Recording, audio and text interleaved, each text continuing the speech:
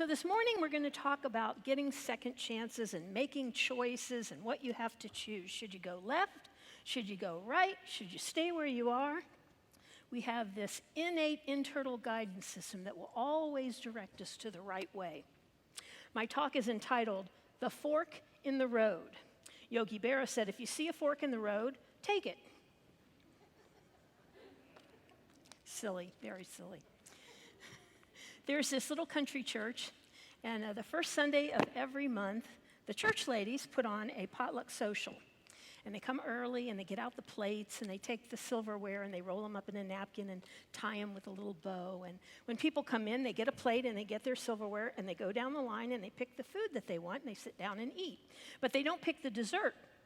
The church ladies come around, they pick up their plate, their knife, and their spoon, and they say, keep your fork, and then they hand them a little plate with a little sample of all the desserts so they get to taste all the pies and the cakes and the brownies. I think that's a great way to do dessert. So this particular Sunday morning, they're rolling the silverware, and they discover they only have 49 forks, and they usually make up 50. And the two oldest matriarchs look at each other with a smile, and the youngest one said, I'm sure that we had 50 the last time we did this. And the matriarch said, yes, we did. But you see, Ethel died last week. And every time one of our church ladies dies, we put a fork in her coffin. Because everyone knows that when you get to heaven, you get to eat all the dessert you want and you don't gain weight. I'm sticking to that one. So you know how Reverend Mirage does his Songs of Life series? Well, this morning I'm doing Poetry of Life. And the poem I've chosen is the Robert Frost poem, The Road Not Taken. You may remember that. It goes like this. Two roads diverged in a yellow wood, and sorry I could not travel both, and be one traveler, long I stood, and looked down one as far as I could, to where it bent in the undergrowth. Then took the other, as just as fair, and having perhaps a better claim, because it was grassy and wanted wear, though as for that, the passing there had worn them really about the same. And both that morning equally lay, in leaves no step had trodden black. Oh, I kept the first for another day, yet, knowing how way leads on to way, I doubted I should ever come back. I shall be telling this with a sigh. Somewhere ages and ages hence, two roads diverged in the woods, and I took the one less traveled by, and that has made all the difference. You may have read that poem in high school. I did. I've always loved nature. I'm happy when I'm outdoors. For me, being outdoors is a spiritual experience that I feel closer to God. Whether it's in the Midwestern woods in the spring where the trillium are blooming, or whether it's in the Midwestern woods in the fall with all the beautiful fall colors, or whether I'm hiking up a desert mountain, nature makes me feel closer to God. This morning, we're going to look at this famous poem, knowing that life is all about choices. Those taken, those not taken. So the poem starts like this. Two roads diverged in a yellow wood. Now, the number two always means duality. Up, down, in, out, over, under, good and evil. Two means duality. So the road forks, and the speaker has to make a choice. Do we take the left fork? Do we take the right fork? Do we stand still and not do anything? Or do we turn around and go home? The road is in a yellow wood, so it must be fall, and the trees have those beautiful golden leaves. Well, I grew up in the Midwest, and I love the beautiful fall colors. Right after Labor Day, I'll drag out all my fall decorations. I have a cornucopia, and I put these pumpkins and gourds and silk leaves of red and orange and brown and yellow. Put it on my dining room table. It's really pretty. I love fall because it's the season when things come to fruition. Everything that was planted in the spring that we've tended all summer is now beginning to produce fruit. So the leaves in the forest in the poem were yellow or gold. Gold metaphysically represents spiritual gifts or riches of the Spirit. Gold is pure, it's inert, it's unchanging. Gold is valuable, it represents prosperity. Remember when the Magi brought the Christ child gold and frankincense and myrrh? I always thought those were kind of strange things to bring to a baby. Normally when somebody has a baby, I bring them like baby booties or a bib or those little onesies, or maybe a rattle.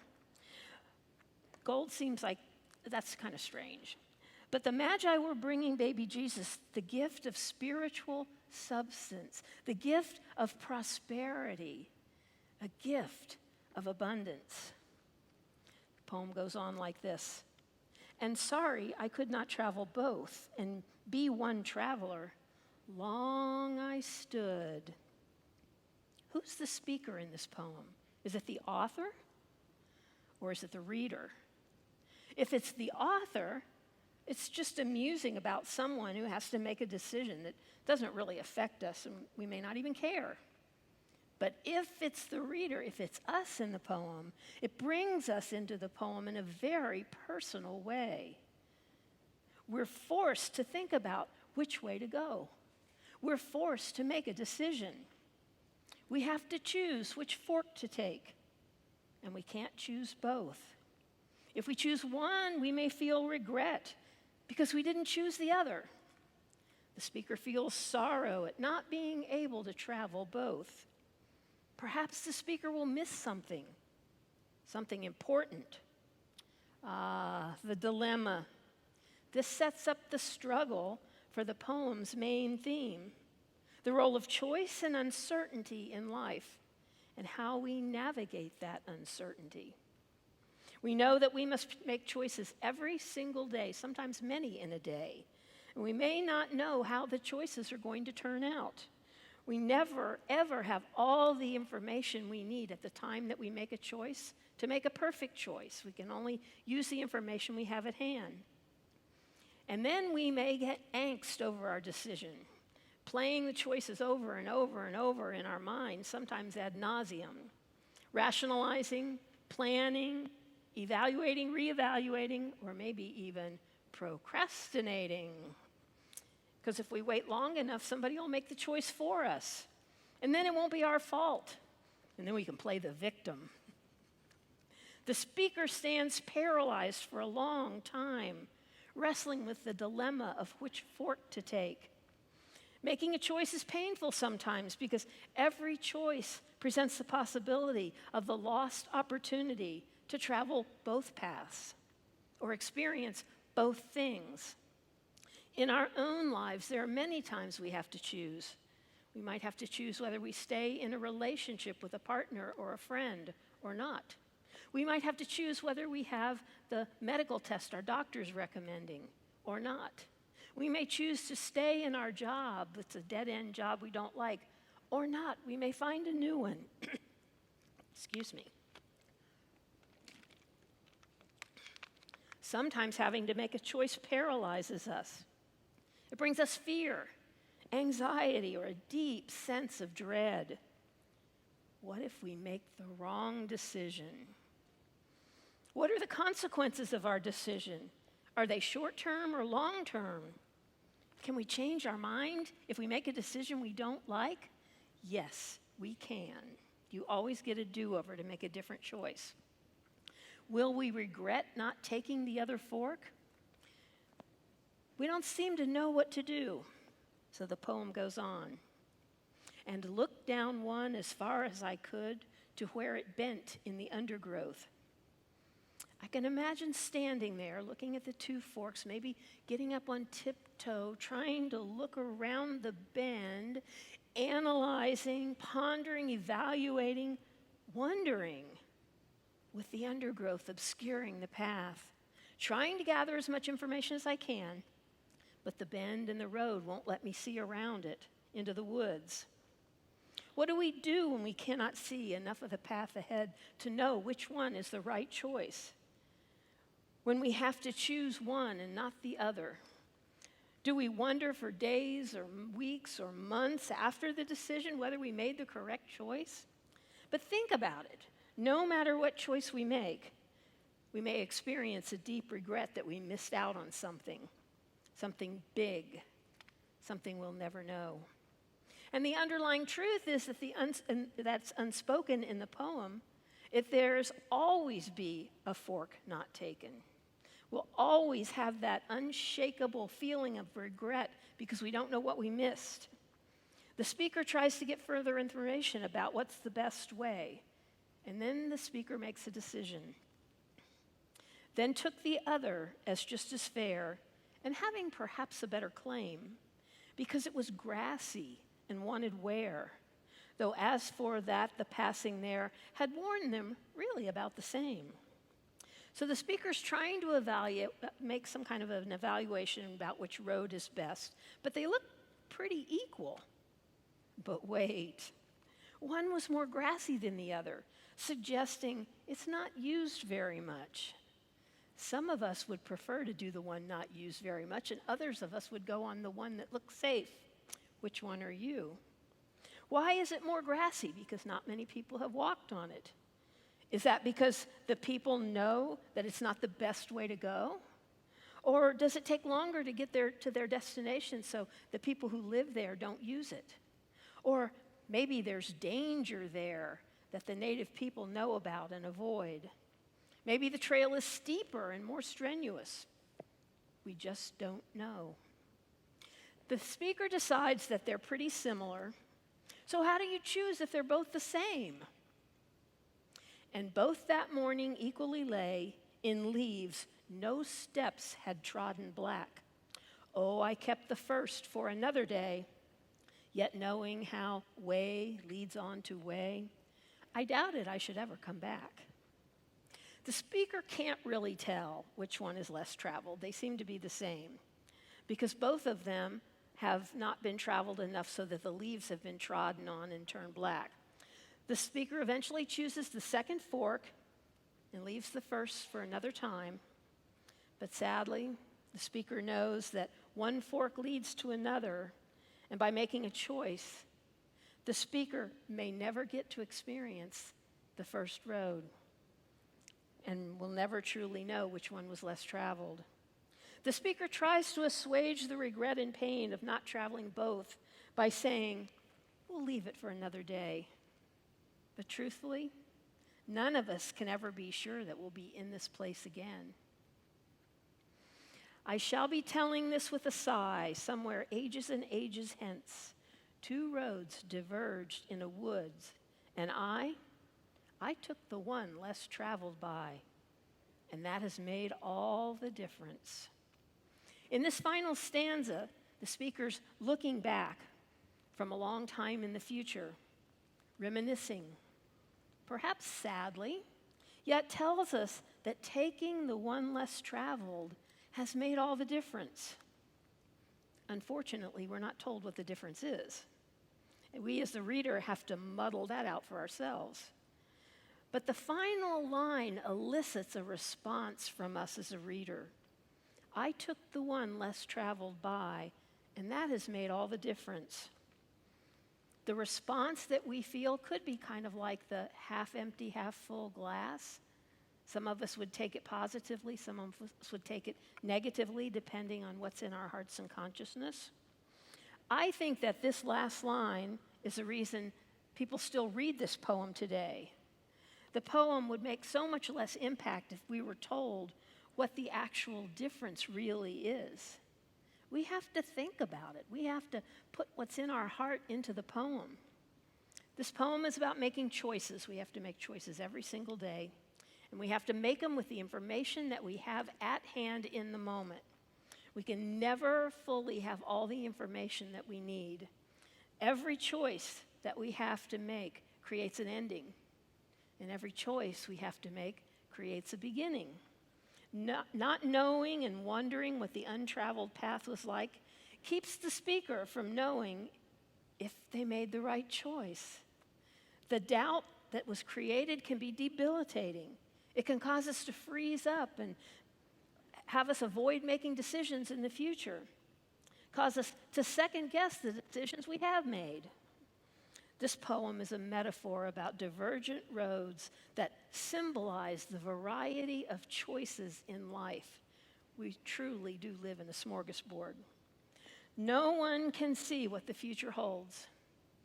No one can see what lies ahead on every path. This poem illustrates that as we live our lives, we travel forward in this linear way. We may never have the opportunity to backtrack and go down the path we were not able to travel. The diverging forks in the road symbolize all of life's choices: the easy, the hard, the painful, the joyful. This poem is about the confusion we may feel when we have to make a choice in the moment when we really feel like we don't have the information we need. It reminds us of the painful impossibility of foreseeing all the possible consequences of our choices ahead of time. If we know the consequences ahead of time, we can make better choices, but we don't always know the consequences ahead of time. We know that when we look back over our lives, those choices have defined our ways in ways we never could have expected. Fortunately, we have this internal guidance system to help us make all the decisions of life. Each and every one of us have it. We call it intuition, that knowing. Have you ever had one of those knowings that you're like, oh yeah, I know that's what I'm supposed to do without a doubt. I am as clear as I can be. Yes. This intuition is unfailing. It's true. It's always there when we need it. If we don't know what to do, or if I lose something, I have a statement I say. You can use this too. Somebody told me this morning they were going to steal it. I just give it to you. Here it is. The statement is, God knows and God shows. I've been using this for a long time. I don't even remember where it came from, but I say it. I say, God knows and God shows, and then I close my eyes, I stop, and I wait until my intuition gives me some kind of direction. It could be a thought, it could be a word, somebody could hand me something. This is especially useful for me when I leave the house in the morning and I want to make sure that I have everything I need to come into work. I stop at the door to the garage. I mentally go through the list of everything I need, my purse, all that kind of stuff.